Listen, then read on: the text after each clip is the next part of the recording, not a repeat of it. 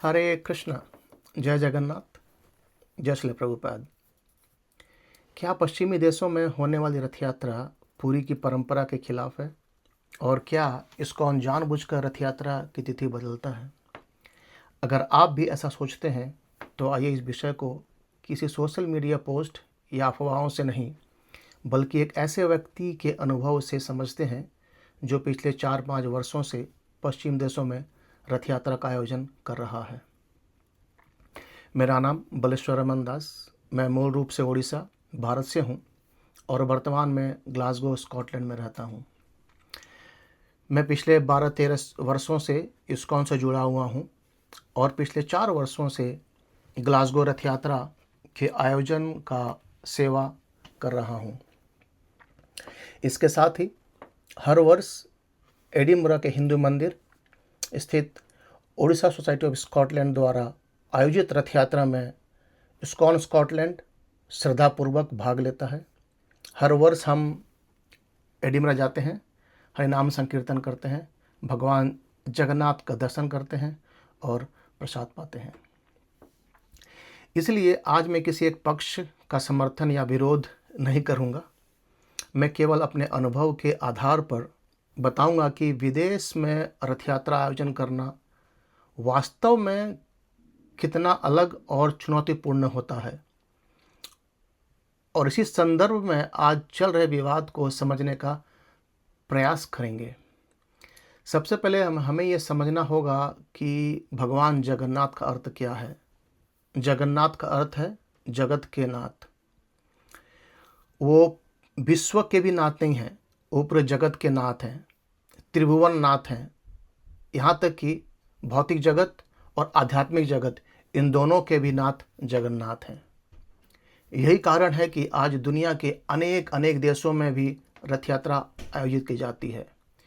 श्रील प्रभुपाद करीब 50 साल पहले रथ यात्रा को विदेश के अनेक अनेक जगहों पे, स्थानों पे आयोजित करवाया, और इससे रथ यात्रा से के दर्शन से बहुत सारे भक्त, बहुत सारे विदेशी को उनका प्रसाद प्राप्त होता है, उनको लाभ प्राप्त होता है, भगवान की कृपा प्राप्त होती है। अब मैं अपना अनुभव बताना चाहता हूँ। ग्लासगो में रथ यात्रा आयोजित करना उतना आसान नहीं है जितना कि भारत में है। हमें करीब करीब 5 से 6 महीने पहले ही काउंसिल को बताना पड़ता है कि कौन से डेट पे हम रथ यात्रा निकालेंगे। एक तो यहाँ पे हम वीकडे में निकाल नहीं सकते रथ यात्रा, क्योंकि सब कोई अपने जॉब पे होते हैं और सबको छुट्टी लेना इतना अनुकूल नहीं है। तो जनरली हम प्रयास करते हैं कि शनिवार या रविवार पे भगवान का रथ यात्रा निकाला जाए। उदाहरण तौर पे इस बार 2026 की रथ यात्रा पुरी में 16 जुलाई को थी, और मैं आपको स्क्रीनशॉट दे सकता हूँ अपने ईमेल का। मैंने फरवरी में काउंसिल को ईमेल किया था कि मुझे 18 जुलाई को रथ यात्रा निकालनी है। अभी पिछले 4 वर्षों से मैं काउंसिल से डील करता हूँ, तो मुझे थोड़ा अनुभव अच्छा हो गया है उनके साथ।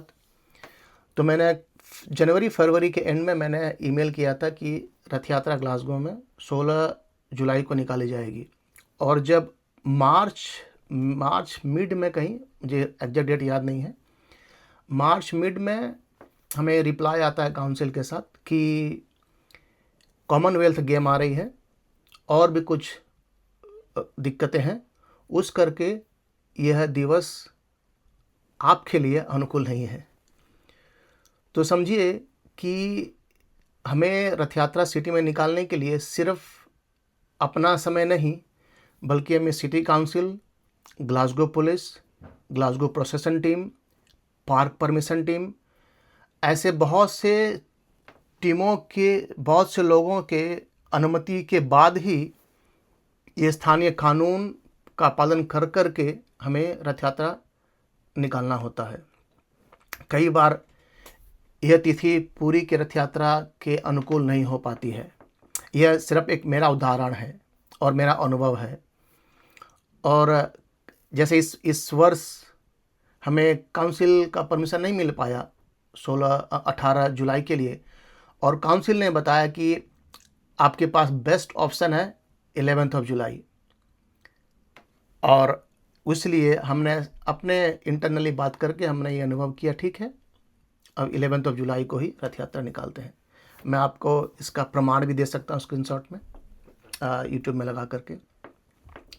तो मूलतः बात यह है कि विदेश में रथ यात्रा निकालना और इंडिया में भारत में रथ यात्रा निकालना में काफ़ी अंतर है।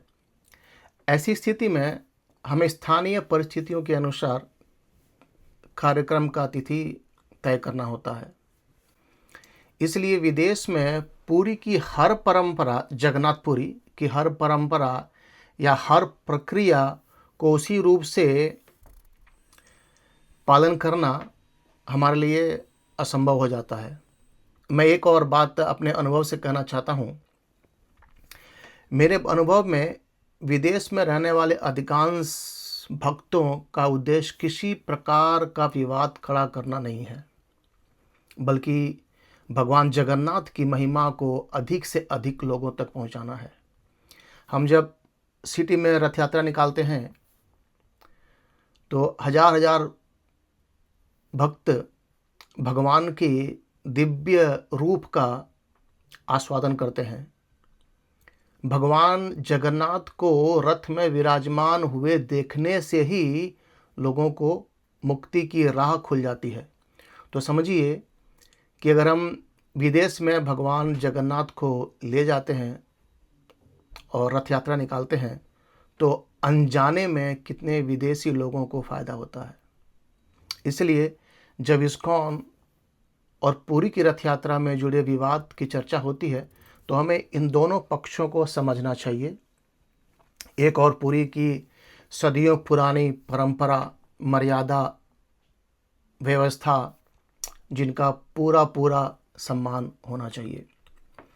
दूसरी ओर विदेशों में रहने वाले भक्तों के सामने ऐसी व्यवहारिक चुनौतियां हैं जिन्हें समझाना भी और जिन्हें समझना भी उतना ही आवश्यक है। इस वीडियो का उद्देश्य किसी को सही या गलत साबित करना नहीं है। उद्देश्य यह है कि हमें मिल करके सनातन धर्म को किस तरीके से हम प्रचार करें।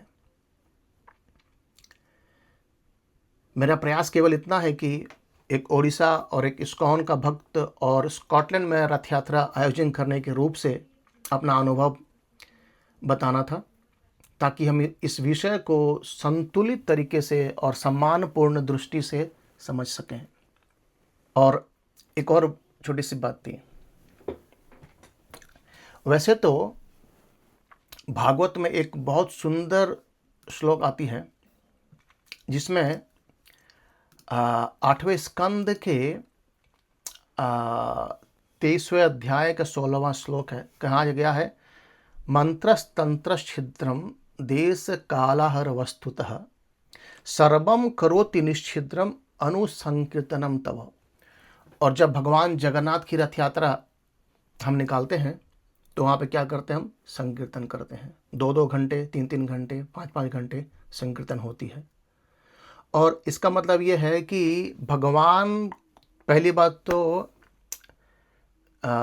देश काल और परिस्थितियों से भगवान बंधे नहीं हैं, उसके ऊपर ही है भगवान, पहली बात। दूसरी बात यह है कि जब हम भगवान के नाम का संकीर्तन करते हैं तो जो समय और काल और मंत्र ऐसे दोष जो होते हैं वो दोष भी समाप्त हो जाते हैं भगवान के नाम संकीर्तन से। कहा गया है, सर्वम करोति निश्छिद्रम, जितने प्रकार के अशुभ चीज़ें हैं, जैसे मंत्र उच्चारण में गलतियाँ हो सकती हैं, देश और समय और परिस्थिति अनुकूल नहीं हो सकती है, लेकिन ऐसे जो अनुकूल नहीं है इन सबों को भी अनुकूल बनाती है भगवान के नाम का संकीर्तन।